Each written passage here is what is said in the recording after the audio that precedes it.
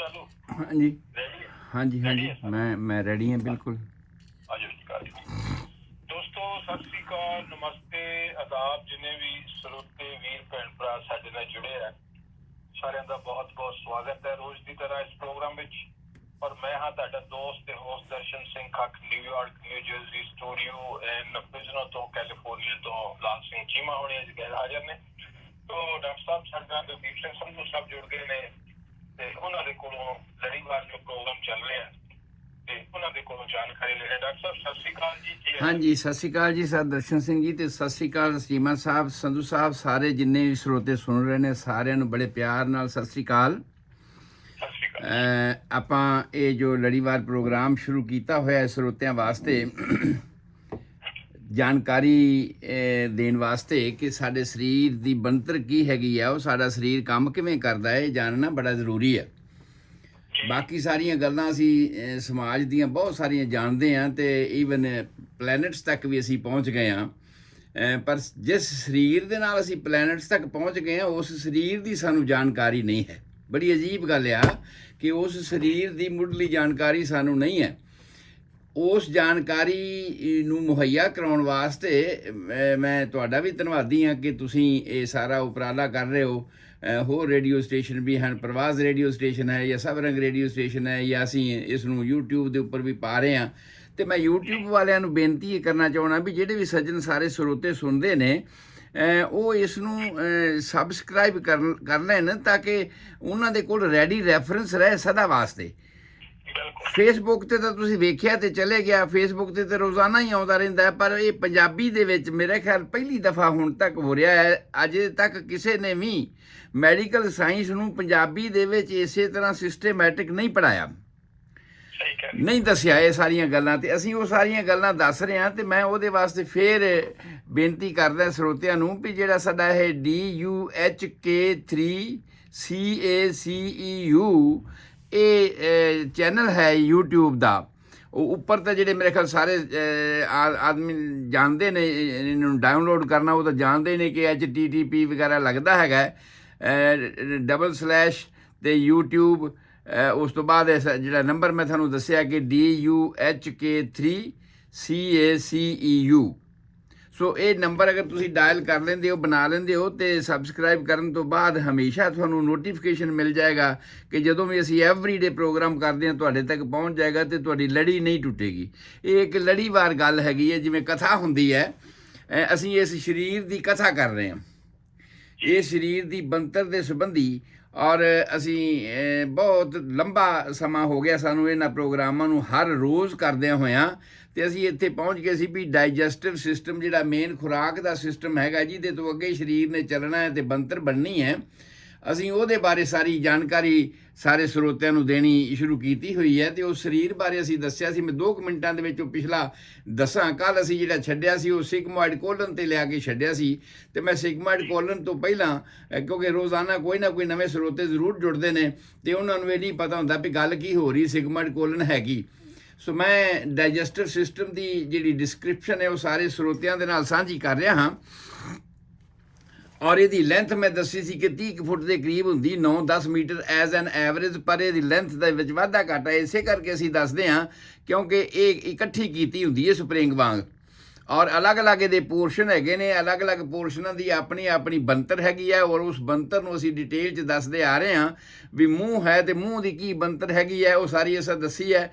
ਮੈਂਡੀਬਲ ਤੇ ਮੈਗਜ਼ੀਲਾ 2 ਜਿਹੜੇ ਸਾਡੇ ਜਬਾੜੇ ਨੇ ਉਹਨਾਂ ਦੇ ਰਾਹੀਂ ਇਹਦੀ ਬਣਤਰ ਬਣਦੀ ਹੈ। ਸਾਈਡਾਂ 'ਤੇ ਗੱਲਾਂ ਹੈਗੀਆਂ ਨੇ, ਬੈਕ ਸਾਈਡ 'ਤੇ ਸਾਡਾ ਕਾਂ ਹੈਗਾ, ਊੜਾ ਹੈਗਾ, ਔਰ ਉਸ ਤੋਂ ਪਿੱਛੇ ਫੈਰਿੰਕਸ ਸ਼ੁਰੂ ਹੁੰਦੀ ਸੀ, ਔਰ ਫੈਰਿੰਕਸ ਦੇ ਅਸੀਂ 3 ਹਿੱਸੇ ਦੱਸੇ ਸੀ, ਇੱਕ ਨੱਕ ਦੇ ਪਿਛਲੇ ਪਾਸੇ ਵਾਲਾ, ਇੱਕ ਮੂੰਹ ਦੇ ਪਿਛਲੇ ਪਾਸੇ ਵਾਲਾ, ਇੱਕ ਐਪੀਗਲੋਟਸ ਵਾਲਾ, ਔਰ ਇਸੇ ਤਰ੍ਹਾਂ ਫਿਰ ਉਸ ਤੋਂ ਬਾਅਦ ਅਸੀਂ ਚਲੇ ਗਏ ਸੀਗੇ ਐਪੀਗਲੋਟਸ ਦੀ ਡਿਸਕ੍ਰਿਪਸ਼ਨ ਦੱਸੀ ਸੀ ਵੀ ਭਾਈ ਇੱਕ ਜੰਕਸ਼ਨ ਹੈਗਾ ਆ ਜਿੱਥੇ ਸਾਹ ਵਾਲੀ ਨਾਲੀ ਤੇ ਖੁਰਾਕ ਵਾਲੀ ਨਾਲੀ ਜਿਹੜੀਆਂ ਨੇ ਉਹ ਆਪਸ ਦੇ ਵਿੱਚ ਅਲੱਗ-ਅਲੱਗ ਹੋ ਜਾਂਦੀਆਂ ਨੇ, ਔਰ ਜਿਹੜੀ ਸਾਹ ਵਾਲੀ ਨਾਲੀ ਪਹਿਲੋਂ ਜਾਰੀ ਹੁੰਦੀ ਹੈ ਅੱਗੇ, ਉਹ ਫਿਰ ਪਿੱਛੇ ਹੋ ਜਾਂਦੀ ਹੈ। ਸੋ ਅਲੱਗ-ਅਲੱਗ ਚੀਜ਼ ਇਹ ਸਾਰੀ ਇਸ ਤਰ੍ਹਾਂ ਦੀ ਬਣਤਰ ਐਪੀਗਲੋਟਸ ਦੇ ਉੱਪਰ ਇਹ ਚੇਂਜ ਤਬਦੀਲੀ ਆਉਂਦੀ ਹੈ ਵੀ ਅਸੀਂ ਦੱਸੀ ਸੀ। ਉਸ ਤੋਂ ਬਾਅਦ ਇਹਦਾ ਪੋਰਸ਼ਨ ਸ਼ੁਰੂ ਹੋ ਜਾਂਦਾ, ਫੈਰਿੰਕਸ ਦਾ ਬਹੁਤ ਛੋਟਾ ਜਿਹਾ ਪੋਰਸ਼ਨ ਹੈ, ਖੁਰਾਕ ਨਲੀ ਦਾ ਹੀ ਉਹ ਹਿੱਸਾ ਹੈਗਾ, ਔਰ ਉਹ 5 ਸੈਂਟੀਮੀਟਰ ਦਾ ਹਿੱਸਾ ਹੁੰਦਾ ਫੈਰਿੰਕਸ ਦਾ, ਔਰ ਉਸ ਤੋਂ ਬਾਅਦ ਈਸੋਫੇਗਸ ਦਾ ਏਰੀਆ ਅਸੀਂ ਦੱਸਿਆ ਸੀਗਾ ਜਿਹੜਾ ਕਿ 25 ਸੈਂਟੀਮੀਟਰ ਦੇ ਕਰੀਬ ਸਾਡਾ ਹੁੰਦਾ ਹੈ। ਔਰ ਇਸ ਈਸੋਫੇਗਸ ਦੀ ਮਹਾਨਤਾ ਇਹ ਆ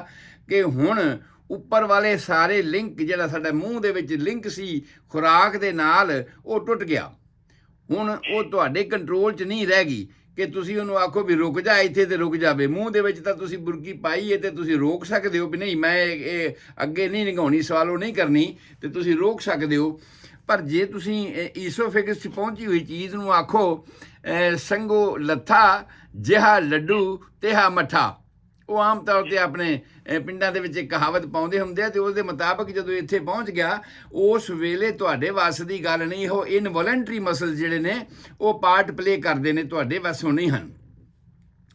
ਔਰ ਉਸ ਤੋਂ ਬਾਅਦ ਅਗਲੇ ਪਾਸੇ ਆ ਗਿਆ ਸੀਗਾ ਸਟੋਮਕ, ਤੇ ਸਟੋਮਕ ਦਾ ਏਰੀਆ ਮੈਂ ਦੱਸਿਆ ਸੀ 12 ਇੰਚ ਦੇ ਕਰੀਬ ਇਹਦੀ ਲੈਂਥ ਹੁੰਦੀ ਹੈ ਤੇ 6 ਇੰਚ ਦੀ ਮੋਟਾਈ ਹੁੰਦੀ ਹੈ। ਪਰ ਇਹਦੀ length through out life adult ਹੁੰਦਿਆਂ ਤੱਕ ਬਦਲਦੀ ਰਹਿੰਦੀ ਹੈ।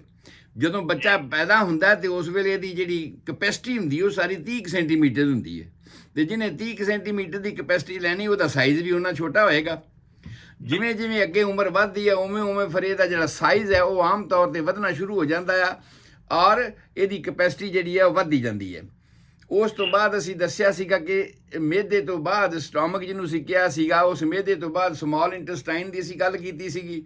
ਸਮਾਲ ਇੰਟੈਸਟਾਈਨ ਦੇ ਬਾਰੇ ਅਸੀਂ ਇਹ ਦੱਸਿਆ ਸੀਗਾ ਕਿ ਸਟੋਮਕ ਤੋਂ ਸ਼ੁਰੂ ਹੋ ਕੇ ਵੱਡੀ ਆਂਤੜੀ ਤੱਕ ਦਾ ਜਿਹੜਾ ਗੋਲ ਹਿੱਸਾ, ਜਿਹੜੇ ਸੱਪ ਨੇ ਕੁੰਡਲੀ ਮਾਰੀ ਹੁੰਦੀ ਹੈ, ਇਸ ਤਰ੍ਹਾਂ ਦਾ ਇਕੱਠਾ ਕੀਤਾ ਹੋਇਆ ਹਿੱਸਾ ਹੈ।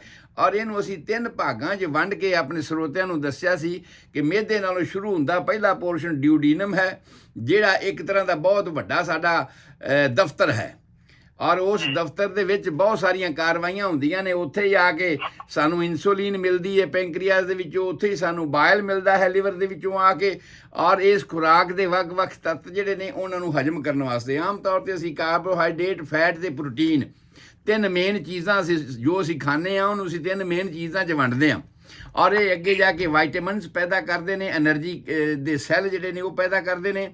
ਔਰ ਇਹਨਾਂ ਤਿੰਨਾਂ ਨੂੰ ਹਜਮ ਕਰਨ ਵਾਸਤੇ ਬਹੁਤ ਸਾਰਾ ਮਟੀਰੀਅਲ ਜਿਹੜਾ ਹੈ ਉਹ ਇਸੇ ਡਿਊਡੀਨਮ ਦੇ ਪਹਿਲੇ 10 ਇੰਚ ਹਿੱਸੇ ਦੇ ਵਿੱਚ ਹੀ ਪੈਦਾ ਹੋ ਜਾਂਦਾ ਹੈ, ਸਾਨੂੰ ਮਿਲ ਜਾਂਦਾ ਹੈ, ਜਿਹੜਾ ਕਿ ਅੱਗੇ ਖੁਰਾਕ ਨੂੰ ਹਜਮ ਕਰਨ ਵਾਸਤੇ ਫਿਰ ਸਾਡੀ ਮਦਦ ਕਰਦਾ ਰਹਿੰਦਾ ਹੈ। 10 ਇੰਚ ਖੁਰੀ ਵਰਗਾ ਹਿੱਸਾ ਹੈ, ਜਿਵੇਂ ਘੋੜੇ ਦੀ ਖੁਰੀ ਹੁੰਦੀ ਹੈ, ਇਹ ਯੂ ਟਾਈਪ ਕਹਿ ਲਓ ਤੁਸੀਂ, ਉਸ ਟਾਈਪ ਦਾ ਹਿੱਸਾ ਹੁੰਦਾ ਹੈ। ਉਸ ਤੋਂ ਅੱਗੇ ਜਿਹੜਾ ਦੂਸਰਾ ਹਿੱਸਾ ਸ਼ੁਰੂ ਹੁੰਦਾ ਉਹਨੂੰ ਕਹਿੰਦੇ ਅਸੀਂ ਜੇਜਨਮ। ਜੇਜਨਮ ਦਾ ਨਾਮ ਹੀ ਦੱਸਿਆ ਸੀ ਕਿ ਇਹਦਾ ਮਤਲਬ ਹੁੰਦਾ ਖਾਲੀ, ਕਿਉਂਕਿ ਜਿੰਨੀ ਵੇਰਾਂ ਵੀ ਆਟੋਪਸੀ ਕੀਤੀ ਗਈ, ਜਿੰਨੀ ਵੇਰਾਂ ਵੀ ਕਿਸੇ ਡੈਡ ਬਾਡੀ ਨੂੰ ਚੀਰ ਕੇ ਅੰਦਰ ਦੇਖਿਆ ਗਿਆ, ਵਿਸਰਾ ਨੂੰ ਜਦੋਂ ਕੱਢਿਆ ਜਾਂਦਾ ਕਿ ਇਹਦੀ ਕੋਈ ਜ਼ਹਿਰ ਤਾਂ ਨਹੀਂ ਖਾਧੀ, ਕੁਝ ਐਸਾ ਤਾਂ ਨਹੀਂ ਕੀਤਾ, ਇਹ ਜੀਜਨਮ ਵਾਲਾ ਹਿੱਸਾ ਹਮੇਸ਼ਾ ਖਾਲੀ ਰਹਿੰਦਾ। ਤੇ ਇਹ ਗ੍ਰੀਕ ਵਰਡ ਸੀਗਾ, ਉਹਦਾ ਮਤਲਬ ਜਿਹੜਾ ਸੀ ਖਾਲੀ। ਸੋ ਉਸ ਤੋਂ ਅਗਲਾ ਹਿੱਸਾ ਸੀਗਾ ਇਲੀਅਮ ਦਾ, ਤੇ ਇਲੀਅਮ ਦਾ ਜਿਹੜਾ ਪੋਰਸ਼ਨ ਸੀਗਾ ਉਹ ਸਭ ਤੋਂ ਜ਼ਿਆਦਾ ਲੰਬਾ ਹੈ ਸਮਾਲ ਇੰਟੈਸਟਾਈਨ ਦੇ ਵਿੱਚੋਂ। ਤੇ ਇਹ ਅੱਗੇ ਜਾ ਕੇ ਸੱਜੇ ਪਾਸੇ ਜਿੱਥੇ ਅਸੀਂ ਬੈਲਟ ਬੰਨ੍ਹਨੇ ਆ, ਉਸ ਬੈਲਟ ਬੰਨ੍ਹਣ ਵਾਲੇ ਥਾਂ ਤੇ ਜਾ ਕੇ ਵੱਡੀ ਆਂਤੜੀ ਨੂੰ ਮਿਲਦਾ ਹੈ। ਇਹਦੀ ਅਗਲੀ ਜਿਹੜੀ ਚੁੰਝ ਹੈਗੀ ਹੈ ਉਹਨੂੰ ਅਸੀਂ ਅਪੈਂਡਿਕਸ ਕਹਿੰਦੇ ਆ। ਜਿਹੜਾ ਕਈ ਵਾਰ ਬਹੁਤਾ ਜ਼ਿਆਦਾ ਪ੍ਰੈਸ਼ਰ ਨਾਲ ਕੋਈ ਚੀਜ਼ ਖਾ ਲਓ ਤੁਸੀਂ, ਬਹੁਤ ਜ਼ਿਆਦਾ ਤੇਜ਼ ਮਸਾਲੇ ਵਾਲੀ ਖਾ ਲਓ, ਤੇ ਉਹਦੇ ਨਾਲ ਅੰਦਰ ਦੀਆਂ ਜਿਹੜੀਆਂ ਮੂਵਮੈਂਟਸ ਨੇ ਉਹ ਬਹੁਤ ਜ਼ਿਆਦਾ ਤੇਜ਼ ਹੋ ਜਾਣ, ਤੇ ਤੇਜ਼ ਹੋਈਆਂ ਮੂਵਮੈਂਟਸ ਦੇ ਕਰਕੇ ਕਈ ਵਾਰ ਪ੍ਰੈਸ਼ਰ ਵੱਧ ਜਾਂਦਾ ਆ ਕਿ ਜੇ ਕਿਸੇ ਚੱਲਦੀ ਚੀਜ਼ ਨੂੰ ਰੋਕਣਾ ਵੀ ਹੋਵੇ ਨਾ, ਬ੍ਰੇਕ ਵੀ ਲਾਉਣੀ ਹੋਵੇ, ਤੇ ਉਹ ਵੀ ਤਾਂ ਹੀ ਘਸਰ ਕੇ ਕਾਫੀ ਅੱਗੇ ਨਿਕਲ ਜਾਂਦੀ ਹੈ। ਠੀਕ ਇਸੇ ਤਰ੍ਹਾਂ ਹੀ ਇਸ ਗੱਲ ਨੂੰ ਬਚਾਉਣ ਵਾਸਤੇ ਕਿ ਉਹ ਗਾਂਹ ਨਿਕਲ ਜਾਂਦੀ ਹੈ, ਗਾਂਹ ਨਾ ਜ਼ਿਆਦਾ ਚਲਾ ਜਾਵੇ ਤੇ ਉਹਦਾ ਬਚਾਅ ਹੋ ਜਾਵੇ, ਕੁਦਰਤ ਨੇ ਉੱਥੇ ਇੱਕ ਨਿੱਕਾ ਜਿਹਾ ਅੰਗ ਲਾਇਆ ਜਿਹਨੂੰ ਅਸੀਂ ਅਪੈਂਡਿਕਸ ਕਹਿੰਦੇ ਹਾਂ। ਅੰਗ ਤੇ ਬਹੁਤ ਛੋਟਾ ਹੈ, ਮਹੱਤਤਾ ਇਹਦੀ ਬਹੁਤ ਜ਼ਿਆਦਾ ਹੈਗੀ ਹੈ। ਔਰ ਮਹੱਤਤਾ ਇਸ ਤਰ੍ਹਾਂ ਹੈ ਵੀ ਜੇ ਉਸ ਖੁਰਾਕ ਦਾ ਕੋਈ ਹਿੱਸਾ ਇਸ ਅਪੈਂਡਿਕਸ ਦੇ ਵਿੱਚ ਰੁਕ ਗਿਆ ਤੇ ਉਸ ਨੇ ਬਹੁਤ ਵੱਡੇ ਬਵਾਲ ਖੜੇ ਕਰ ਜਾਣੇ ਨੇ। ਇਹ ਅਪੈਂਡਿਕਸ ਫਟ ਵੀ ਸਕਦਾ ਹੈ, ਇਹਦੇ 'ਚ ਇਨਫਲੇਮੇਸ਼ਨ ਵੀ ਹੋ ਸਕਦਾ ਹੈ, ਦਰਦ ਹੋਣੀ ਸ਼ੁਰੂ ਹੋ ਜਾਂਦੀ ਹੈ। ਔਰ ਅਸੀਂ ਇਹਦਾ ਆਮ ਮੇਜਰਮੈਂਟ ਜਿਹੜਾ ਆ, ਜਿੱਥੇ ਅਸੀਂ ਚੂਕਨੇ ਦੀ ਸਭ ਤੋਂ ਉੱਚੀ ਹੱਡੀ ਵੇਖਦੇ ਹਾਂ ਨਾ, ਨਾਲਾ ਬੰਨ੍ਹਣ ਵਾਲੀ ਥਾਂ ਦੇ ਉੱਪਰ ਸੱਜੇ ਪਾਸੇ ਦੀ ਗੱਲ ਮੈਂ ਕਰ ਰਿਹਾ ਹਾਂ।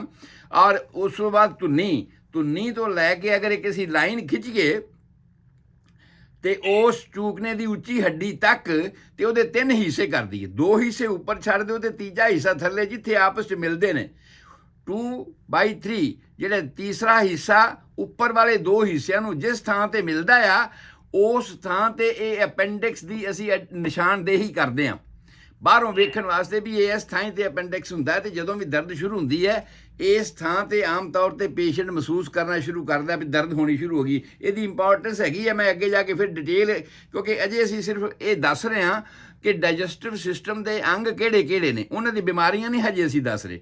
ਅਸੀਂ ਸਿਰਫ ਸਧਾਰਨ ਵੇਰਵਾ ਦੱਸ ਰਹੇ ਹਾਂ ਵੀ ਉਹ ਹੈ ਕੀ ਹੈਗੇ ਨੇ, ਤਾਂ ਕਿ ਉਹਦੇ ਬਾਰੇ ਸਾਨੂੰ ਜਾਣਕਾਰੀ ਹੋਵੇ ਤੇ ਫਿਰ ਅੱਗੇ ਸਿਸਟਮ ਸ਼ੁਰੂ ਕਰਨਾ ਆਪਾਂ ਵੀ ਇਹ ਜਿਹੜੇ ਅੰਗ ਨੇ, ਜਿਵੇਂ ਮੂੰਹ ਹੈ ਤੇ ਮੂੰਹ 'ਚ ਕਿਹੜੀਆਂ ਕਿਹੜੀਆਂ ਬਿਮਾਰੀਆਂ ਨੇ, ਸਟੋਮਕ 'ਚ ਕੀ ਕੀ ਹੋ ਸਕਦਾ ਹੈ, ਡਿਊਡੀਨਮ ਨੂੰ ਕੀ ਬਿਮਾਰੀਆਂ ਹੋ ਸਕਦੀਆਂ ਨੇ, ਇਹ ਸਾਰੀਆਂ ਬਿਮਾਰੀਆਂ ਆਪਾਂ ਡਿਸਕਸ ਕਰਨੀਆਂ ਨੇ ਤੇ ਉਹਨਾਂ ਦੇ ਬਾਰੇ ਜੋ ਅੱਜ ਕੱਲ੍ਹ ਮੈਡੀਕਲ ਸਾਇੰਸ ਦੇ ਵਿੱਚ ਹੋ ਰਿਹਾ ਆ ਉਹਦੇ ਬਾਰੇ ਸਾਰੀ ਜਾਣਕਾਰੀ ਸਰੋਤਿਆਂ ਨੂੰ ਅਸੀਂ ਦੇਣੀ ਹੈ। ਬਹੁਤ ਵੱਡਾ ਚੈਪਟਰ ਹੈ, ਲੰਬੇ ਸਮੇਂ ਤੱਕ ਚੱਲਣ ਵਾਲੀ ਗੱਲ ਹੈਗੀ ਹੈ।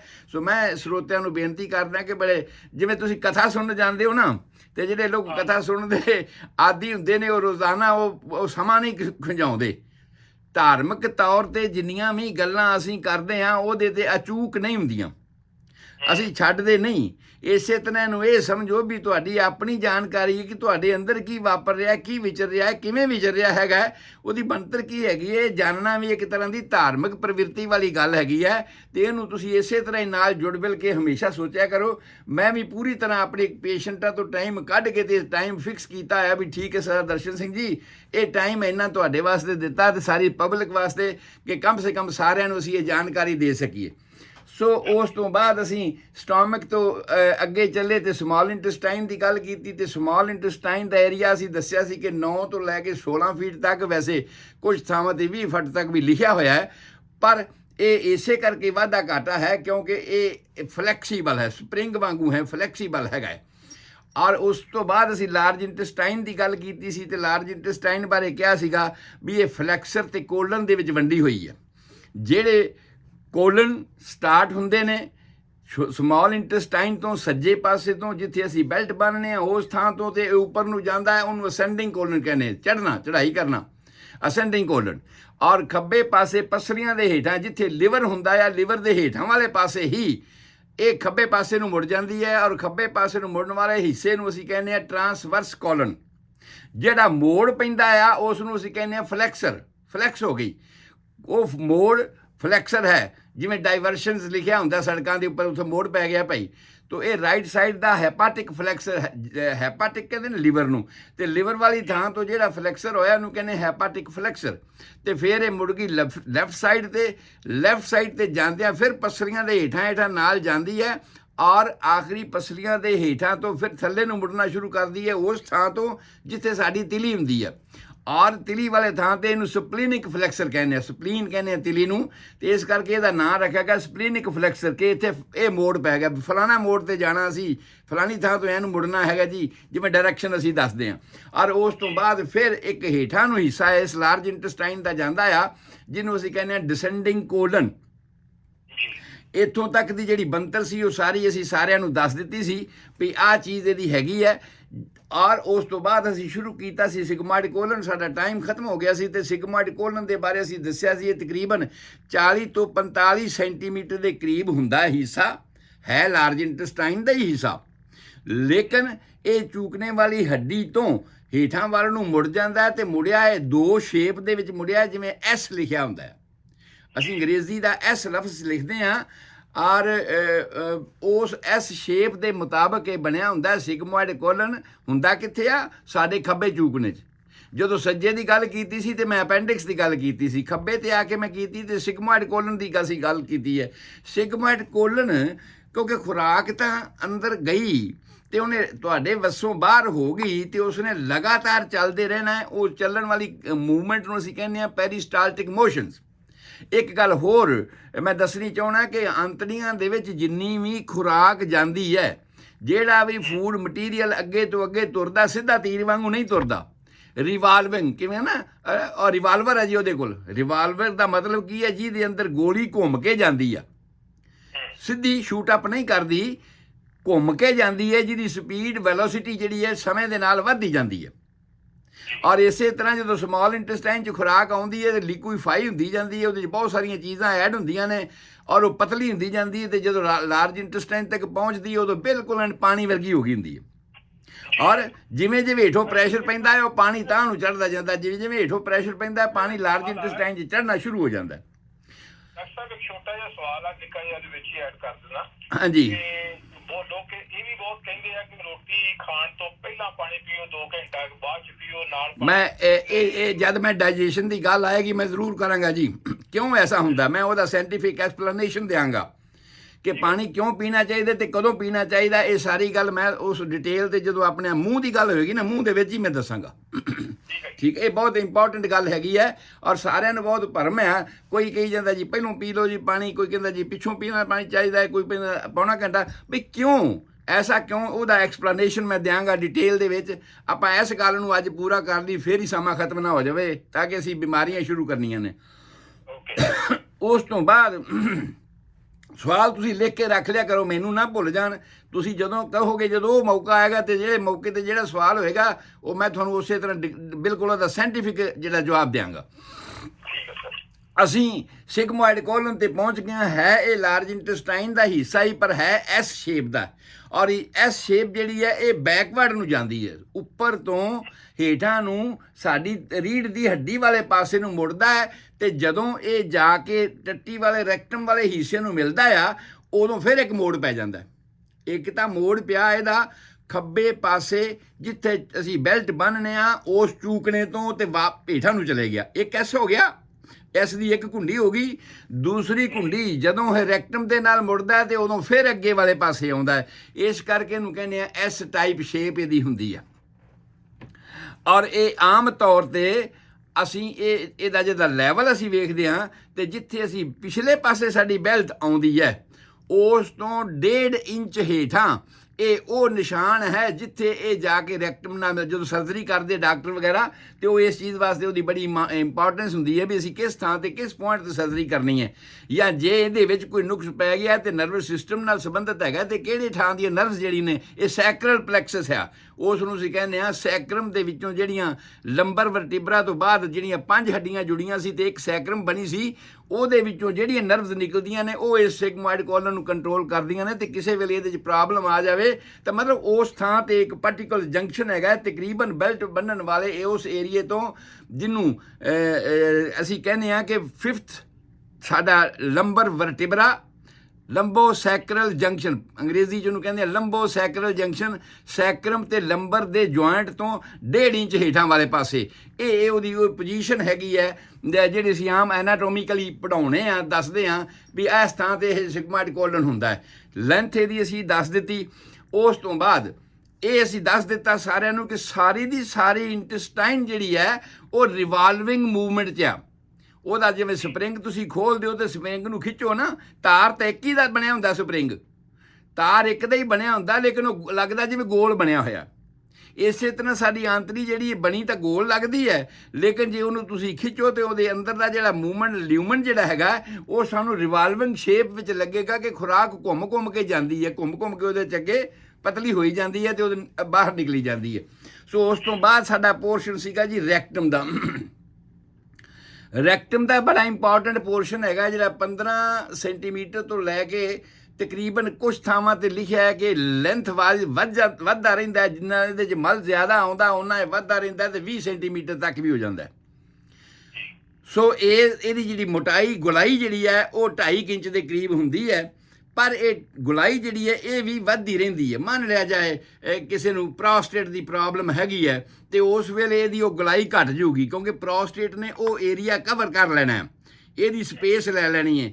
ਇਸੇ ਕਰਕੇ ਡਾਕਟਰ ਲੋਕ ਜਦੋਂ ਪ੍ਰੋਸਟੇਟ ਦਾ ਪਹਿਲਾ ਟੈਸਟ ਕਰਦੇ ਆ ਨਾ, ਫਿੰਗਰ ਟੈਸਟ ਅਸੀਂ ਉਹਨੂੰ ਕਹਿੰਦੇ ਆ, ਟੱਟੀ ਵਾਲੇ ਰਸਤੇ ਵਿੱਚ ਉਂਗਲੀ ਪਾ ਕੇ ਅਸੀਂ ਵੇਖਦੇ ਹਾਂ ਵੀ ਕੀ ਪ੍ਰੋਸਟੇਟ ਨੇ ਰੈਕਟਮ ਵਾਲਾ ਹਿੱਸਾ ਤਾਂ ਨਹੀਂ ਕਵਰ ਕੀਤਾ, ਜੇ ਕੀਤਾ ਹੈ ਤੇ ਫਿਰ ਉਹ ਸਾਨੂੰ ਉਂਗਲੀ ਨੂੰ ਮਹਿਸੂਸ ਹੋਣਾ ਸ਼ੁਰੂ ਹੋ ਜਾਂਦਾ ਵੀ ਇੱਥੇ ਕੋਈ ਸਮਥਿੰਗ ਹਾਰਡ, ਕੁਝ ਸਖਤ ਚੀਜ਼ ਜਿਹੜੀ ਹੈ ਇਸ ਥਾਂ ਤੇ ਆ ਗਈ। ਰੈਕਟਮ ਦੀ ਬਹੁਤ ਜ਼ਿਆਦਾ ਇੰਪੋਰਟੈਂਸ ਹੈ ਤਾਂ ਸਾਰੀ ਇੰਟੈਸਟਾਈਨ ਦੇ ਸਾਰੇ ਪੋਰਸ਼ਨਾਂ ਦੀ, ਪਰ ਜਿਹੜੇ ਸਾਡੇ ਕੋਲਨਸ ਨੇ ਉਹਨਾਂ ਦੀ ਘੱਟ ਆ, ਫਲੈਕਸਰਸ ਦੀ ਜ਼ਿਆਦਾ ਆ। ਉਸੇ ਤਰ੍ਹਾਂ ਹੀ ਸਾਡੀ ਰੈਕਟਮ ਦੀ ਇੰਪੋਰਟੈਂਸ ਬਹੁਤ ਜ਼ਿਆਦਾ ਹੈਗੀ ਹੈ, ਇਸ ਕਰਕੇ ਕਿ ਰੈਕਟਮ ਦੇ ਵਿੱਚ ਆ ਕੇ ਇੱਕ ਤਾਂ ਮਲ ਸਟੋਰ ਹੁੰਦਾ ਆ, ਦੂਸਰੀ ਗੱਲ ਇਹ ਆ ਕਿ ਰੈਕਟਮ ਦੇ ਵਿੱਚ ਆ ਕੇ ਜਿਹੜੇ ਬਲੱਡ ਵੈਸ ਖੂਨ ਸਪਲਾਈ ਕਰਨ ਵਾਲੀਆਂ ਜਿਹੜੀਆਂ ਨਾੜੀਆਂ ਹਨ, ਜਿਹੜੀ ਉੱਪਰੋਂ ਇਨਫੀਰੀਅਰ ਵੇਨਾ ਕੇਵਾ ਉਹਨੂੰ ਅਸੀਂ ਕਹਿੰਦੇ ਆ, ਜਿਹੜੀ ਹਾਰਟ ਵੱਲੋਂ ਨਾਲੀ ਆ ਰਹੀ ਹੈ, ਸਾਰੇ ਹੇਠਾਂ ਵਾਲੇ ਲੱਤਾਂ ਨੂੰ ਸਪਲਾਈ ਕਰਨ ਵਾਸਤੇ, ਖੂਨ ਦੇਣ ਵਾਸਤੇ ਤੇ ਖੁਰਾਕ ਦੇਣ ਵਾਸਤੇ, ਉਸ ਇਨਫੀਰੀਅਰ ਵੇਨਾ ਕੇਵਾ ਦੇ ਜਿਹੜੇ ਹਿੱਸੇ ਹੋ ਗਏ, 2 ਲੱਤਾਂ ਨੂੰ ਚਲੇ ਗਏ, ਉਹਦੇ ਵਿੱਚੋਂ ਇੱਕ ਜਿਹੜੀ ਬ੍ਰਾਂਚ ਹੈ ਰੈਕਟਲ ਉਹ ਜਿਹੜੀ ਇਸ ਨੂੰ ਸਪਲਾਈ ਕਰਦੀ, ਤੇ ਜਦੋਂ ਰੈਕਟਮ ਦੇ ਵਿੱਚ ਖੂਨ ਸਪਲਾਈ ਕਰਨ ਵਾਲੀ ਉਹ ਨਾੜੀ ਜਿਹੜੀ ਹੈ ਉਹ ਇੱਥੇ ਆ ਕੇ 3 ਹਿੱਸਿਆਂ 'ਚ ਵੰਡੀ ਜਾਂਦੀ ਹੈ। ਔਰ 3 ਹਿੱਸਿਆਂ 'ਚ ਵੰਡੀ ਜਾਂਦੀ। ਇੱਕ ਹੋਰ ਗੱਲ ਇਹਦੀ ਸਪੈਸ਼ਲ ਹੈਗੀ ਰੈਕਟਮ ਦੀ, ਕਿ ਆਮ ਤੌਰ 'ਤੇ ਅਸੀਂ ਵੇਖਦੇ ਹਾਂ ਭਈ ਸਾਰੇ ਸਰੀਰ ਦਾ ਖੂਨ ਦਿਲ ਰਾਹੀਂ ਸਾਰੇ ਸਰੀਰ ਨੂੰ ਪਹੁੰਚ ਗਿਆ, ਤੇ ਵਾਪਸੀ ਜਿਹੜੀ ਵੇਨਸ ਰਾਹੀਂ ਨੀਲੀਆਂ ਨੀਲੀਆਂ ਨਾੜੀਆਂ ਸਾਡੇ ਸਰੀਰ ਤੇ ਉੱਭਰੀਆਂ ਨੇ, ਇਹਨਾਂ ਦੇ ਰਾਹੀਂ ਸਿੱਧਾ ਹਾਰਟ ਨੂੰ ਜਾ ਰਿਹਾ, ਜਿੱਧਰੋਂ ਆਇਆ ਸੀ ਉਧਰ ਜਾ ਰਿਹਾ ਹੈ। ਪਰ ਮੈਂ ਇਹ ਕਹਿ ਰਿਹਾ ਕਿ ਰੈਕਟਮ ਦਾ ਜਿੰਨਾ ਵੀ ਖੂਨ ਵਾਪਸੀ ਵਾਲਾ ਹੈ, ਰੈਕਟਮ ਦਾ ਜਿੰਨਾ ਵੀ ਖੂਨ ਵਾਪਸੀ ਵਾਲਾ ਹੈ ਉਹ ਸਿੱਧਾ ਹਾਰਟ ਨੂੰ ਨਹੀਂ ਜਾਂਦਾ। ਇਹਦੇ ਵਾਸਤੇ ਕੁਦਰਤ ਨੇ ਨਿਯਮ ਬਣਾਇਆ, ਉਹਨੂੰ ਅਸੀਂ ਕਹਿੰਦੇ ਹਾਂ ਪੋਰਟਲ ਸਿਸਟਮ। ਔਰ ਉਹ ਪੋਰਟਲ ਸਿਸਟਮ ਜਿਹੜਾ ਆ ਇਹ ਇਸ ਨੂੰ ਲਿਵਰ ਵਾਲੇ ਪਾਸੇ ਲੈ ਕੇ ਜਾਂਦਾ ਆ। ਜਦੋਂ ਬੱਚਾ ਮਾਂ ਦੇ ਪੇਟ ਸੀ, ਉਹ ਸਾਰੇ ਮੇਰੇ ਵੀਰ ਜਿਨ੍ਹਾਂ ਨੇ ਸੁਣੀਆਂ ਇਹ ਗੱਲਾਂ ਉਹਨਾਂ ਨੂੰ ਯਾਦ ਹੋਏਗਾ, ਜਦੋਂ ਮਾਂ ਦੇ ਪੇਟ ਵਿੱਚ ਸੀ ਤੇ ਮਾਂ ਦੇ ਪਲੇਸੈਂਟਾ ਦੇ ਵੱਲੋਂ ਔਲ ਦੇ ਰਾਹੀਂ ਖੂਨ ਬੱਚੇ ਨੂੰ ਪਹੁੰਚ ਰਿਹਾ ਸੀ, ਸਪਲਾਈ ਉਹਨੂੰ ਹੋ ਰਹੀ ਸੀ, ਤੇ ਉਦੋਂ ਇਹ ਸਿਸਟਮ ਕੰਮ ਨਹੀਂ ਸੀ ਕਰਦਾ। ਜਦੋਂ ਅਸੀਂ ਨਾੜੂ ਕੱਟ ਦਿੱਤਾ ਗੋਲਡਨ ਆਵਰ ਦੇ ਵਿੱਚ ਤੇ ਬੱਚੇ ਨੂੰ ਮਾਂ ਨਾਲੋਂ ਸੈਪਰੇਟ ਕਰ ਦਿੱਤਾ, ਉਸ ਵੇਲੇ ਇਹ ਨਵਾਂ ਸਿਸਟਮ ਚਾਲੂ ਹੋ ਗਿਆ ਅੰਦਰ ਦਾ, ਉਹਨੂੰ ਅਸੀਂ ਪੋਰਟਲ ਸਿਸਟਮ ਕਹਿੰਦੇ ਹਾਂ। ਤੇ ਮੈਂ ਗੱਲ ਕਰ ਰਿਹਾ ਹਾਂ ਰੈਕਟਮ ਦੀ, ਕਿ ਰੈਕਟਮ ਤੋਂ ਲੈ ਕੇ ਜਿੰਨਾ ਵੀ ਖੂਨ ਵਾਪਸੀ ਵਾਲਾ ਹੈ ਉਹ ਸਿੱਧਾ ਹਾਰਟ ਨੂੰ ਨਾ ਜਾ ਕੇ ਉਹ ਲਿਵਰ ਦੇ ਵਿੱਚ ਪਹੁੰਚਦਾ ਆ। ਔਰ ਜਿਹੜਾ ਲਿਵਰ ਨੂੰ ਪਹੁੰਚਦਾ ਹੈ ਉੱਥੋਂ ਫਿਰ ਜਿਹੜੀ ਉਹਦੀ ਕਾਰਵਾਈਆਂ ਹੋਣੀਆਂ ਨੇ ਉਹ ਆਪਾਂ ਦੱਸਾਂਗੇ ਜਦੋਂ ਲਿਵਰ ਦੀ ਗੱਲ ਆਈ। ਬਹੁਤ ਕਾਰਵਾਈਆਂ ਇਹਦੇ ਤੇ ਹੁੰਦੀਆਂ ਨੇ, ਬਹੁਤ ਕੁਝ ਜੋ ਤੁਸੀਂ ਖਾਧਾ ਪੀਤਾ ਹੈਗਾ ਆ ਉਹ ਕਬਾੜੀਏ ਦੀ ਦੁਕਾਨ ਤੇ ਤੁਸੀਂ ਭੇਜ ਦਿੱਤਾ ਆ। ਉਹ ਲਿਵਰ ਸਾਡਾ ਕਬਾੜੀਏ ਦੀ ਦੁਕਾਨ ਆ, ਤੇ ਉੱਥੇ ਕੀ ਕੀ ਹੁੰਦਾ ਹੈ ਉਹ ਸਾਰੀਆਂ ਗੱਲਾਂ ਆਪਾਂ ਡਿਟੇਲ 'ਚ ਕਰਾਂਗੇ। ਉੱਥੋਂ ਇੱਕ ਅਜਾਈਗਸ ਵੇਨ ਨਿਕਲਦੀ ਹੈ, ਉਹਦਾ ਨਾਂ ਅਜਾਈਗਸ ਵੇਨ ਆ, ਜਿਹੜੀ ਲਿਵਰ ਤੋਂ ਨਿਕਲ ਕੇ ਤੇ ਹਾਰਟ ਨੂੰ ਫਿਰ ਉਸੇ ਤਰ੍ਹਾਂ ਸਪਲਾਈ ਕਰਦੀ ਹੈ ਵੀ ਭਾਈ ਆਹ ਟੱਟੀ ਵਾਲੇ ਰਸਤੇ ਵਿੱਚੋਂ ਰੈਕਟਮ ਦੇ ਵਿੱਚੋਂ ਆਇਆ ਜੇ, ਆਹ ਅੰਤੜੀਆਂ ਦੇ ਵਿੱਚੋਂ ਨਿਕਲ ਕੇ ਆਇਆ ਜੇ, ਤੇ ਉਹਨੂੰ ਉਦੋਂ ਸਪਲਾਈ ਕਰਦੀ ਹੈ। ਸੋ ਆਪਾਂ ਗੱਲ ਰੈਕਟਮ ਦੀ ਕਰ ਰਹੇ ਹਾਂ। ਸੋ ਇਹ ਜਿਹੜੀ ਰੈਕਟਮ ਹੈਗੀ ਹੈ, ਇੱਥੇ ਆ ਕੇ ਇਹਨੂੰ ਖੂਨ ਸਪਲਾਈ ਕਰਨ ਵਾਲੀ ਜਿਹੜੀ ਨਾੜ ਹੀ ਉਹਨੂੰ ਅਸੀਂ ਹੈਮਰਾਇਡਲ ਵੈਸਲ ਕਹਿੰਦੇ ਹਾਂ। ਔਰ ਹੈਮਰਾਇਡਲ ਵੈਸਲ ਜਿਹੜੇ ਨੇ ਉਹ ਇੱਥੇ ਆ ਕੇ 3 ਹਿੱਸਿਆਂ 'ਚ ਵੰਡਿਆ ਜਾਂਦਾ ਹੈ, ਜਿਹੜਾ ਸਾਹਮਣੇ ਤੇ 2 ਸਾਈਡਾਂ ਤੇ। ਜੇ ਅਸੀਂ ਘੜੀ ਦੇ ਮੁਤਾਬਕ ਵੇਖੀਏ ਤੇ ਜਿੱਥੇ 1 ਵੱਜਦਾ ਹੈ ਘੜੀ ਦਾ, ਸੂਈ ਉੱਥੇ ਪਹੁੰਚਦੀ ਹੈ ਇੱਕ, ਤਾਂ ਉਸ ਸਾਈਡ ਤੇ ਅਗਰ ਅਸੀਂ ਟੱਟੀ ਵਾਲਾ ਹਿੱਸਾ ਗੋਲ ਹੈ ਸਾਡਾ ਤੇ ਉਹਦਾ ਅੰਦਾਜ਼ਾ ਫਿਗਰ ਆਊਟ ਕਰੀਏ, ਅੰਦਾਜ਼ਾ ਲਾਈਏ, ਤੇ ਜਿੱਥੇ ਸਾਡਾ ਘੜੀ ਦਾ 1 ਵੱਜਦਾ ਹੈ, ਇੱਕ ਤਾਂ ਉਸ ਥਾਂ ਤੇ ਹੁੰਦਾ ਆ, ਇੱਕ ਸਾਡਾ ਉਸ ਥਾਂ ਤੇ ਹੁੰਦਾ ਆ ਜਿੱਥੇ ਸਾਡੇ 5 ਵੱਜਦੇ ਆ, ਇੱਕ ਫੇਰ ਸਾਡਾ ਉਸ ਥਾਂ ਤੇ ਹੁੰਦਾ ਜਿੱਥੇ ਸਾਡੇ 10 ਵੱਜਦੇ ਆ। ਸੋ ਇਸ ਤਰ੍ਹਾਂ 3 ਥਾਵਾਂ ਤੇ ਇਹ ਹੈਮਰਾਇਡਲ ਵੈਸਲਸ ਵੰਡ ਕੇ ਹੇਠਾਂ ਪੂਰੀ ਰੈਕਟਮ ਨੂੰ ਸਪਲਾਈ ਕਰਦਾ ਆ।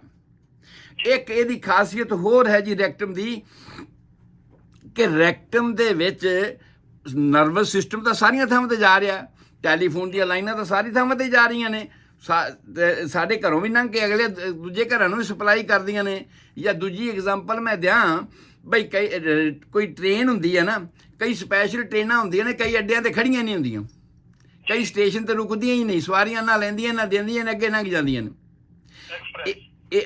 ਐਕਸਪ੍ਰੈਸ ਤਾਂ ਦੀਆਂ।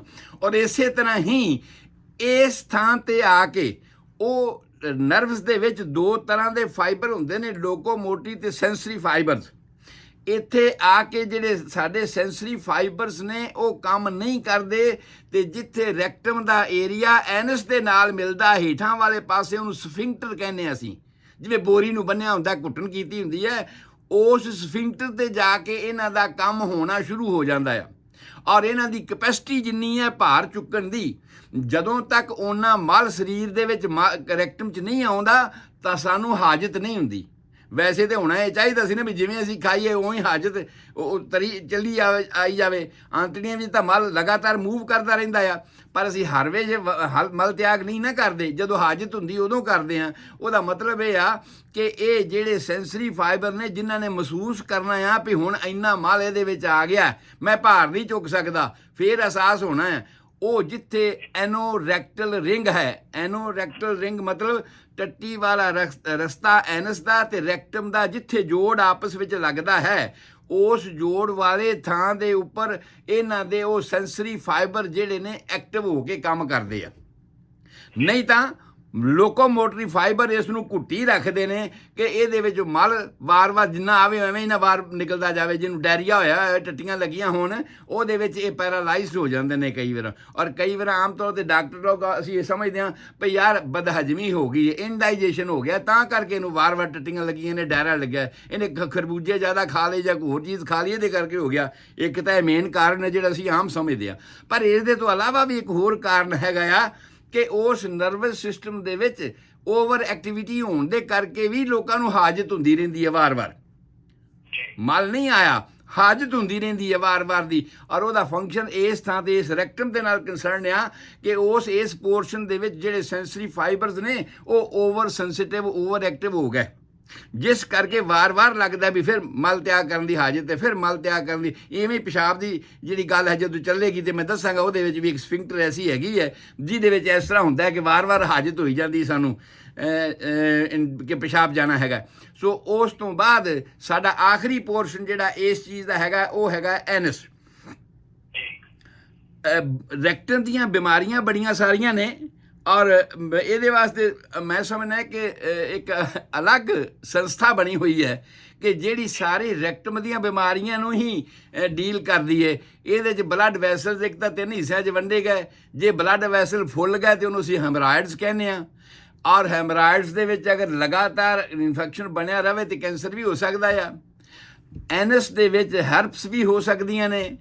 ਇਸੇ ਤਰ੍ਹਾਂ ਐਨਸ ਦੇ ਵਿੱਚ ਵਾਰਡਸ ਵੀ ਹੋ ਸਕਦੇ ਨੇ। ਵਾਰਡਸ ਕਿਉਂ ਬਣਦੇ ਨੇ ਇਹ ਵੀ ਡਿਟੇਲ ਮੈਂ ਤੁਹਾਨੂੰ ਦਿਆਂਗਾ ਕਿ ਜਿਹੜਾ ਖੂਨ ਰੈਕਟਮ ਦੇ ਵਿੱਚ ਆਉਂਦਾ ਹੈ ਨਾ ਉਹਨੇ ਵਾਪਸ ਵੀ ਜਾਣਾ ਹੈ। ਪਰ ਜੇ ਵਾਪਸੀ ਪੂਰਾ ਨਹੀਂ ਗਿਆ ਤਾਂ ਕੀ ਹੋਏਗਾ, ਉਹਦੇ ਵਿੱਚੋਂ ਜਿਹੜੀ ਆਕਸੀਜਨ ਹੈਗੀ ਹੈ ਜਾਂ ਖੁਰਾਕ ਹੈਗੀ ਹੈ ਉਹ ਤਾਂ ਸੈੱਲਾਂ ਨੇ ਚੂਸ ਲਈ। ਜਿਹੜਾ ਸੋਲਿਡ ਮਟੀਰੀਅਲ ਉੱਥੇ ਰਹਿ ਗਿਆ ਉਹ ਹਾਰਡ ਹੋ ਗਿਆ, ਉਹ ਵਾਪਸ ਨਹੀਂ ਗਿਆ ਔਰ ਉਹ ਸਖਤ ਹੋ ਜਾਂਦਾ ਹੈ ਕਿਲ ਵਰਗਾ। ਔਰ ਉਹਨੂੰ ਅਸੀਂ ਕਹਿੰਦੇ ਹਾਂ ਐਨਲ ਵਾਰਡਸ। ਟੱਟੀ ਵਾਲੇ ਰਸਤੇ ਵਿੱਚ ਵਾਰਡ ਹੋ ਗਏ। ਫਿਸ਼ਰ ਦੀ ਗੱਲ ਅਸੀਂ ਆਮ ਸੁਣੀ ਹੋਈ ਕਿ ਫਿਸਟੂਲਾ ਹੋ ਗਿਆ ਜਾਂ ਫਿਸ਼ਰ ਹੋ ਗਿਆ। ਇਹ ਸਾਰੀਆਂ ਗੱਲਾਂ ਦੀ ਡਿਟੇਲ ਵੀ ਹੁੰਦੇ ਕਿ ਉਹਨੇ ਕਿਸ ਤਰ੍ਹਾਂ ਬਣਦੇ ਨੇ। ਇਹਨਾਂ ਸਾਰੀਆਂ ਗੱਲਾਂ ਦੀ ਡਿਟੇਲ ਜਦੋਂ ਅਸੀਂ ਐਨਸ ਦੀਆਂ ਬਿਮਾਰੀਆਂ ਜਾਂ ਰੈਕਟਮ ਦੀਆਂ ਬਿਮਾਰੀਆਂ ਦੀ ਗੱਲ ਕਰਨੀ ਹੈ ਮੈਂ ਉਸ ਵੇਲੇ ਕਰਨੀ ਹੈ। ਅੱਜ ਆਪਾਂ ਇਸ ਨੂੰ ਕੰਪਲੀਟ ਕਰ ਲਈਏ ਵੀ ਜਿਹੜਾ ਐਨਸ ਦਾ ਪੋਰਸ਼ਨ ਆ ਉਹ ਹੁਣ ਅੱਗੇ 4 ਸੈਂਟੀਮੀਟਰ ਦੇ ਕਰੀਬ, ਆਮ ਤੌਰ 'ਤੇ 1.5 ਤੋਂ 2 ਇੰਚ ਅਸੀਂ ਆਮ ਸਮਝਦੇ ਇਸ ਨੂੰ। ਔਰ ਇਹਦੀ ਖਾਸੀਅਤ ਇਹ ਆ ਕਿ ਇਹਦੇ ਵਿੱਚ ਬਹੁਤ ਸਾਰਾ ਨਰਵਸ ਸਿਸਟਮ ਇਕੱਠਾ ਹੈ। ਬਹੁਤ ਨਰਵਸ ਇਹਦੇ 'ਚ ਇਕੱਠੀਆਂ ਹਨ। ਔਰ ਸਾਡੇ ਜਿਹੜੇ ਬਦ ਦਿਮਾਗੀ ਕਹਾਂਗੇ ਜੇ ਕੁਦਰਤ ਨੇ ਇੱਕ ਨਿਯਮ ਬਣਾਇਆ ਹੈ ਔਰਤ ਤੇ ਆਦਮੀ ਦੇ ਸੈਕਸ ਦਾ, ਤੇ ਅਸੀਂ ਜੇ ਉਲਟ ਪਾਸੇ ਚੱਲੀ ਜਾ ਰਹੇ ਹਾਂ ਜਿਹਨੂੰ ਸਡੋਮੀ ਕਹਿੰਦੇ ਆ, ਜੇ ਇਸ ਤਰ੍ਹਾਂ ਦੀਆਂ ਗੱਲਾਂ ਕਰਦੇ ਹਾਂ ਤੇ ਅਸੀਂ ਫਿਰ ਗਲਤੀ ਹੈ ਨਾ, ਕੁਦਰਤ ਦੇ ਨਿਯਮ ਨੂੰ ਤੋੜਦੇ ਹਾਂ। ਪਰ ਅਸੀਂ ਜਾਣ ਲਿਆ ਇਹ ਹੁੰਦਾ ਕਿਉਂ ਐਸਾ ਹੁੰਦਾ, ਇਸ ਕਰਕੇ ਆ ਕਿ ਇਹਦੇ ਵਿੱਚ ਬਹੁਤ ਸਾਰੀਆਂ ਸੈਂਸਿਟਿਵ ਨਰਵਸ ਹਨ। ਔਰ ਨਰਵਸ ਹੀ ਹਨ ਜਿਹੜੀਆਂ ਸਾਨੂੰ ਪਲੇਅਰ ਦਿੰਦੀਆਂ ਨੇ, ਜਿਹੜੀਆਂ ਸਾਨੂੰ ਖੁਸ਼ੀ ਦਿੰਦੀਆਂ ਨੇ ਜਾਂ ਇੰਜ ਕਰੋ ਹੁਲਾਰਾ ਦਿੰਦੀਆਂ ਨੇ, ਜਿਸ ਕਰਕੇ ਲੋਕ ਐਨਲ ਸੈਕਸ ਕਰਦੇ ਨੇ ਔਰ ਬਹੁਤ ਸਾਰੀਆਂ ਬਿਮਾਰੀਆਂ ਤੋਂ ਗ੍ਰਸਤ ਹੋ ਜਾਂਦੇ ਨੇ ਇਸ ਐਨਸ ਦੇ ਕਰਕੇ। ਐਨਸ ਦੇ ਵਿੱਚ ਵਾਰਡ ਹੋ ਸਕਦੇ ਨੇ, ਐਨਸ ਦੇ ਵਿੱਚ ਹਰਪਸ ਇਹਦੇ ਤੋਂ ਹੋ ਸਕਦੇ, ਐਨਸ ਦੇ ਕਰਕੇ ਅੱਗੇ ਏਡਸ ਹੋ ਸਕਦੀ ਹੈ ਔਰ ਇਹਦੇ ਵਿੱਚ ਕੈਂਸਰ ਡਿਵੈਲਪ ਹੋ ਸਕਦਾ ਹੈ। ਔਰ ਅੱਜ ਕੱਲ੍ਹ ਆਮ ਤੌਰ 'ਤੇ ਡਾਕਟਰ ਲੋਕ ਇਹ ਕਹਿਣਾ ਸ਼ੁਰੂ ਕਰ ਦਿੰਦੇ ਆ ਵੀ ਭਾਈ ਹਰ ਜਿਹੜਾ ਬੰਦਾ ਘੱਟੋ ਘੱਟ 50-55 ਸਾਲ ਦਾ ਹੋ ਗਿਆ ਆ ਉਸ ਨੂੰ ਹਮੇਸ਼ਾ ਆਪਣਾ ਟੈਸਟ ਰੈਕਟਮ ਦਾ ਕਰਵਾਉਂਦੇ ਰਹਿਣਾ ਚਾਹੀਦਾ ਆ, ਤਾਂ ਕਿ ਉਹਦੇ ਵਿੱਚ ਉਹ ਹੈਮਰਾਇਡਲ ਵੈਸਲ ਦੇ ਵਿੱਚ ਕੋਈ ਕਲੌਟ ਬਣ ਗਿਆ, ਕੋਈ ਰੁਕਾਵਟ ਹੋ ਗਈ ਜਾਂ ਕੋਈ ਫਿਸਚੂਲਾ ਬਣਨ ਦੀ ਕੰਡੀਸ਼ਨ ਹੋ ਗਈ, ਇਹ ਸਾਰੀ ਜਾਂ ਫਿਸ਼ਰ ਹੀ ਹੋ ਰਿਹਾ। ਫਿਸ਼ਰ ਹੋ ਗਿਆ ਤਾਂ ਤੁਸੀਂ ਫਿਰ ਬਾਹਰ ਕੱਟ ਲੱਗ ਗਿਆ ਟੱਟੀ ਵਾਲੇ ਰਸਤੇ, ਉਹ ਤਾਂ ਤੁਸੀਂ ਆਪਣੇ ਆਪ ਹੀ ਡਾਕਟਰ ਕੋਲ ਜਾਣਾ। ਉਹ ਤਾਂ ਪੇਨਫੁਲ ਤਕਲੀਫ ਬਹੁਤ ਹੈ ਕਿਉਂਕਿ ਨਰਵਸ ਬਹੁਤ ਨੇ। ਜਿਨ੍ਹਾਂ ਨੂੰ ਫਿਸ਼ਰਸ ਹੋ ਜਾਂਦਾ ਆ ਉਹਨਾਂ ਨੂੰ ਆਮ ਤੌਰ 'ਤੇ ਤਕਲੀਫ ਬਹੁਤ ਹੁੰਦੀ ਹੈ, ਦਰਦ ਬਹੁਤ ਹੁੰਦੀ, ਬਹਿ ਨਹੀਂ ਸਕਦੇ। ਪਿਛਲੇ ਪਾਸੇ ਕਾਕਸਿਕਸ ਵਾਲੀ ਛੋਟੀ ਹੱਡੀ ਲੱਗੀ ਹੋਈ ਆ, ਆਖਰੀ ਹੱਡੀ ਹੈ ਰੀੜ੍ਹ ਦੀ ਹੱਡੀ ਦਾ ਆਖਰੀ ਪੋਰਸ਼ਨ ਹੈਗਾ ਆ ਔਰ ਇਹਦੇ ਵਿੱਚ ਸੋਜ ਪੈ ਗਈ ਤੇ ਇਹਨੇ ਉਸ ਨੂੰ ਵੀ ਧੱਕਣਾ ਹੈਗਾ। ਪਲੱਸ ਇਹਦੇ ਆਪਣੇ ਵਿੱਚ ਬਹੁਤ ਜ਼ਿਆਦਾ ਨਰਵਸ ਸਿਸਟਮ ਹੈ। ਬਹੁਤ ਕਿਉਂਕਿ ਐਂਡ ਹੈ, ਇੱਥੋਂ ਐਂਡ ਤੋਂ ਫਿਰ ਵਾਪਸੀ ਜਾਣਾ ਉਹਨਾਂ ਨੇ, ਨਰਵਸ ਨੇ ਆਪਣਾ ਹੁਕਮ ਲੈ ਕੇ ਜਾਂ ਜੋ ਵੀ ਗੱਲ ਹੈਗੀ ਹੈ। ਇਸ ਕਰਕੇ ਇਹ ਬਹੁਤ ਸੈਂਸਿਟਿਵ ਪੋਰਸ਼ਨ ਆ, ਅਤੇ ਜਦੋਂ ਐਨਸ ਦੇ ਵਿੱਚ ਕੋਈ ਪ੍ਰੋਬਲਮ ਆ ਜਾਂਦੀ ਹੈ ਤੇ ਉਸ ਵੇਲੇ ਇਹ ਬਹੁਤ ਪੇਨਫੁਲ ਹੁੰਦਾ ਆ, ਬਹੁਤ ਤਕਲੀਫ ਦੇ ਹੁੰਦਾ ਆ। ਔਰ ਇਹਦੀਆਂ ਬਿਮਾਰੀਆਂ ਨੂੰ ਅਸੀਂ ਇਸੇ ਤਰ੍ਹਾਂ ਖਾਸ ਤੌਰ 'ਤੇ ਕੰਸੀਡਰ ਕਰਦੇ ਹਾਂ। ਐਨਲ ਫਿਸਚੂਲਾ ਹੋ ਗਿਆ, ਐਨਸ ਵਾਰਡਸ ਹੋ ਗਏ, ਐਨੋਰੈਕਟਲ ਫਿਸਚੂਲਾ ਹੋ ਗਿਆ, ਔਰ ਹਰਪਸ ਹੋ ਗਏ, ਕੈਂਸਰ ਹੋ ਗਿਆ। ਬਹੁਤ ਸਾਰੀਆਂ ਗੱਲਾਂ ਨੇ ਜਿਹੜੀਆਂ ਇਸ ਇੰਨੇ ਕੁ ਪੋਰਸ਼ਨ ਦੇ ਵਿੱਚ ਹੁੰਦੀਆਂ ਨੇ।